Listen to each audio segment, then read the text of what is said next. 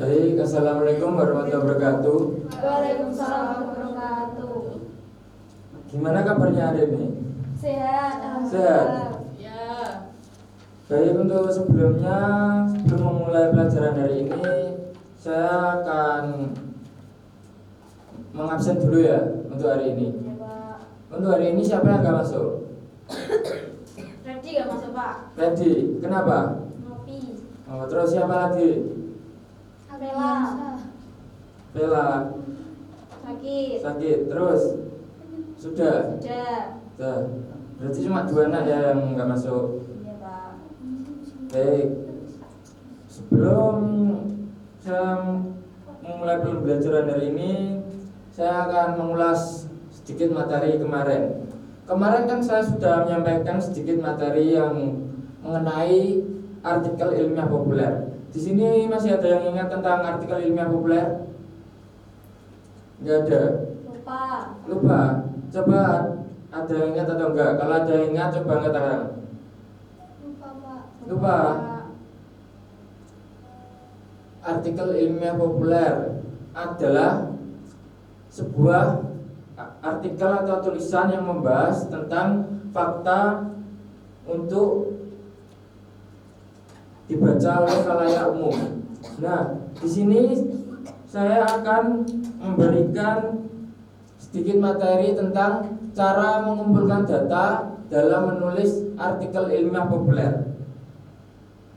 Sebelum memasuki pembelajaran lebih lanjut tentang cara mengumpulkan data, saya akan menyampaikan tujuan pembelajaran hari ini dulu.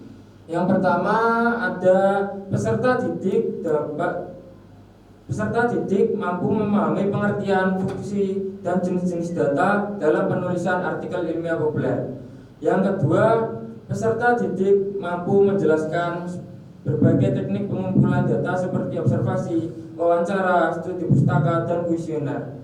Dan yang ketiga, peserta didik mampu memilih dan menggunakan sumber data yang relevan, kredibel, serta sesuai dengan topik tulisan.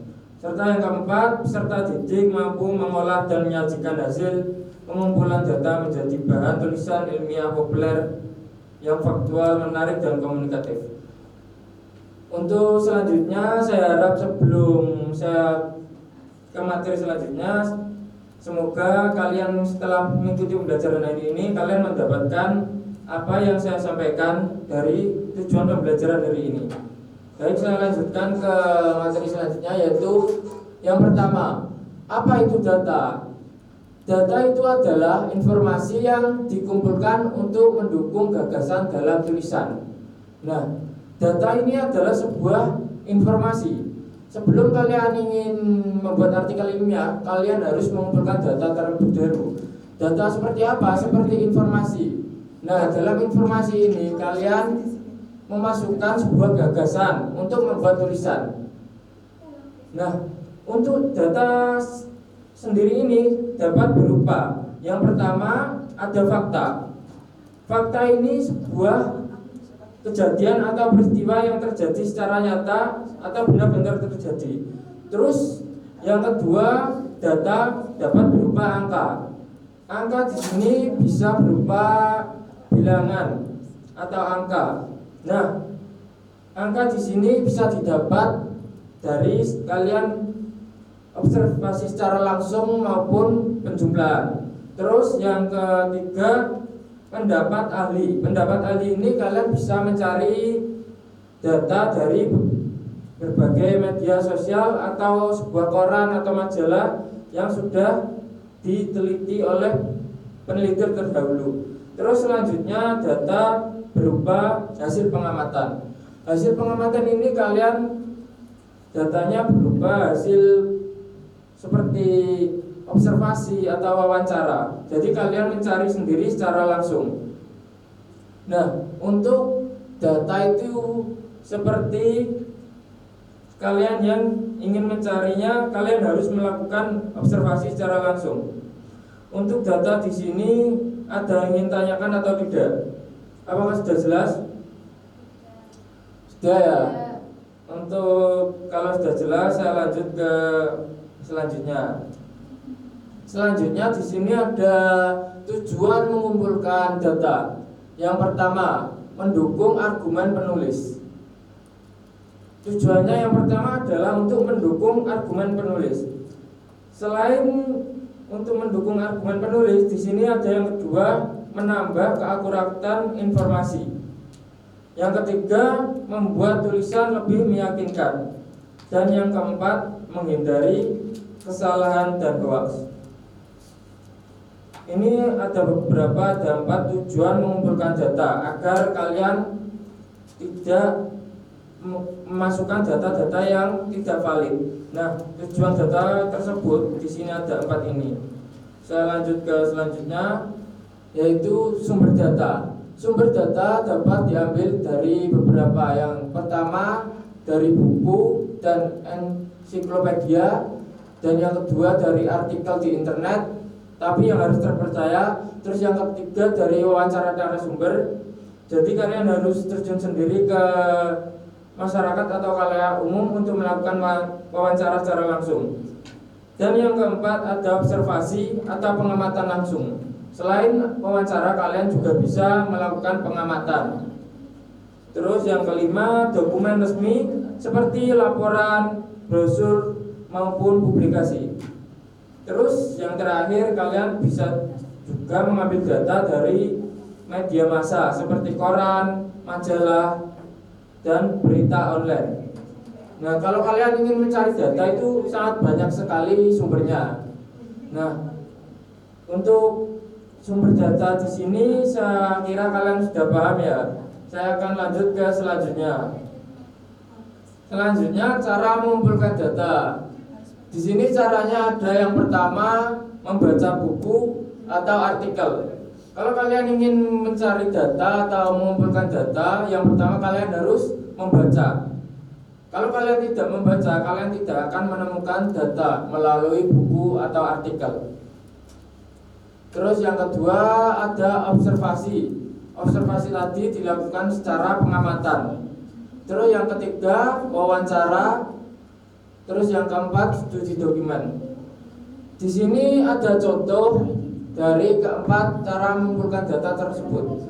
Contoh yang pertama ini dari contoh membaca, mencari referensi tentang daur ulang sampah. Nah, ketika kalian ingin membuat contoh artikel yang berjudul tentang daur ulang sampah, kalian harus mencari referensi dari sebuah buku atau artikel yang membahas tentang daur ulang sampah. Terus yang contoh kedua yaitu mengamati penyebab sekolah yang sangat kotor. Nah, di sini kan ada mengamati. Ketika kalian mau mengamati, kalian harus menggunakan teknik observasi, yaitu pengamatan. Kalian harus mengamati secara langsung lingkungan, apa yang terjadi dan bagaimana cara mengatasi maupun mencari penyebab sekolah yang sangat kotor. Dan yang ketiga di sini adalah bertanya kepada guru dampak sampah yang berserakan. Nah, untuk kalian di sini kan ada bertanya. Kalian harus melakukan wawancara langsung. Wawancara di sini kepada guru yang mengetahui dampak sampah yang berserakan di sekolahan. Terus yang terakhir ada studi dokumen, contohnya mengumpulkan data dari brosur program kebersihan sekolah. Kalau kalian ingin mencari dari dokumen, kalian harus mengumpulkan data-datanya dari program atau brosur yang memiliki judul atau berkaitan tentang kebersihan sekolah itu sendiri. Kalian tidak harus harus mencari sesuai dengan judul atau yang sesuai dengan judul kalian. Untuk cara mengumpulkan data di sini ada yang ingin tanyakan? Tidak, Pak. Tidak ya. Saya lanjut ke selanjutnya. Selanjutnya yaitu di sini ada langkah-langkah mengumpulkan data. Yang pertama, kalian bisa menentukan topik. Yang kedua, tentukan pertanyaan penelitian. Yang ketiga, pilih sumber informasi. Yang keempat, kumpulkan data seperti membaca, wawancara, observasi. Terus yang kelima, catat dan ringkas informasi penting. Yang keenam, bandingkan dan verifikasi kebenarannya. Dan di sini ada langkah-langkahnya. Seperti yang pertama yaitu menentukan topik. Kalau kalian ingin menemukan data, kalian harus menentukan topiknya terlebih dahulu. Seperti tadi, kalau kalian ingin mencari tentang kebersihan ya, kalian tentukan tentang topik tentang kebersihan. Nah, selanjutnya itu tentukan pertanyaan penelitian. Seperti yang saya sampaikan tadi di sini, kan ada mengumpulkan mengamat bertanya kepada guru dampak sampah yang berserakan. Kalian bisa membuat pertanyaan terlebih dahulu untuk sebelum wawancara. Terus yang ketiga, pilih sumber informasi. Seperti yang tadi contohnya, informasinya itu sumbernya dari guru. Kalian harus memilih sumbernya terlebih dahulu untuk mencari informasi. Terus yang keempat, kumpulkan data seperti membaca, wawancara, dan informasi.